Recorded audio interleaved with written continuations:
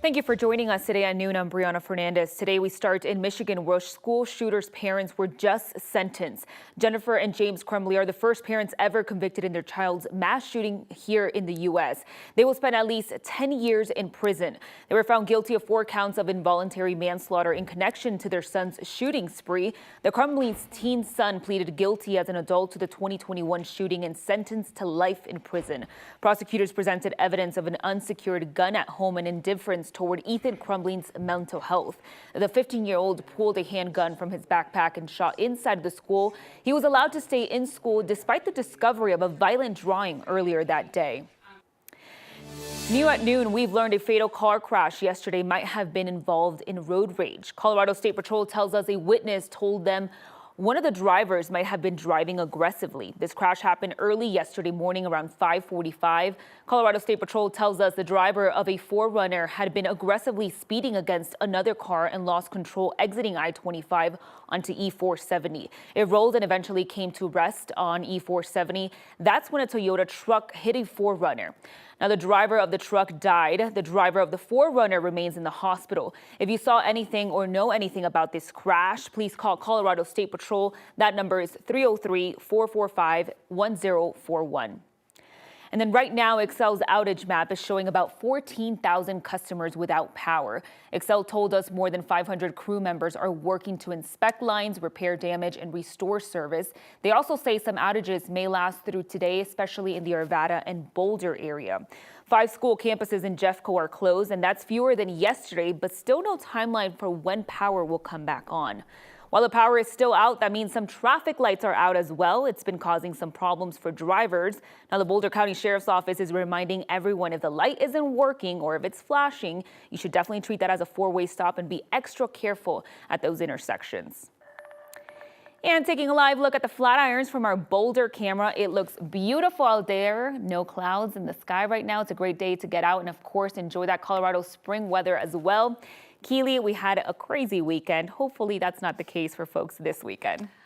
Oh, yeah, we're in store for a beautiful weekend. It is going to be breezy this weekend. I just want to point out the winds are going to pick up this weekend once again, but we're going to have nice warm temperatures. It is going to be dry, a little bit breezy again, so the fire danger will likely increase as we head into the weekend. But for today, hey, we are looking at very mild, very calm, and a beautiful day, certainly on the cooler side. 53 degrees out there right now. We're going to warm to about normal for this time of the year, with highs getting up there in the low 60s. So we're looking at 50s, low 60s across the eastern plains into the Front Range. We're at 49 degrees right now in Colorado Springs, 30s and 40s up there in the mountains. As we take a look at our HD Doppler radar, a little bit of moisture moving in from the south and the east, and that's increasing clouds down there, bringing us a little bit of precipitation in the form of some light showers as well as some snow down there in the higher elevations. But right along the New Mexico border, we're looking very nice here in the metro area. Mostly sunny, light winds and mild. We're going to top out right around 61 degrees tonight. Light winds, partly cloudy. We're going to drop down to about 37. Now tomorrow, it's going to be breezy. Those winds are going to pick up out of the west, gusting up to 25 miles per hour. So again, expect those breezy conditions tomorrow. And then once again, as we head into the weekend, 60 degrees, our forecast high for tomorrow. And we are looking nice. Again, we do have a little precipitation in the forecast for tomorrow. We'll kind of break down the timeline of when that will roll into the metro area coming up in your full forecast in just a bit. Thank you, Keely. We'll check back in with you. Now, after an alarming number of deaths on the dangerous stretch of road, the Aurora City Council is calling on the state's Department of Transportation to do something about it. So in the past year, at least 7 people have died in traffic crashes on the northbound lanes of I-225 between East 2nd and East Alameda Avenue. The most recent being a 15-year-old girl who died in a crash there just last month. Aurora Council member Steve Sundberg says it's time for CDOT to find a solution for the unsafe conditions. We call upon CDOT to, well, first we implore the public to drive safely, but we implore CDOT to shift gears and put the pedal to the metal and get this project fixed, because people are dying and it's teenagers who are the majority of the deaths. Sundberg says police have considered this a problem spot for at least 6 years. He's also shared that CDOT is studying the area and should have a completed report by this summer. Now, today at 4, we'll hear more about the efforts being made of that stretch of road to make it more safer for folks who drive through I-225. Jury selection is underway right now in the trial against a former Clear Creek County deputy accused of shooting and killing Christian Glass. Andrew Buan pleaded not guilty of charges of second-degree murder. Choosing a jury in this case will take some time.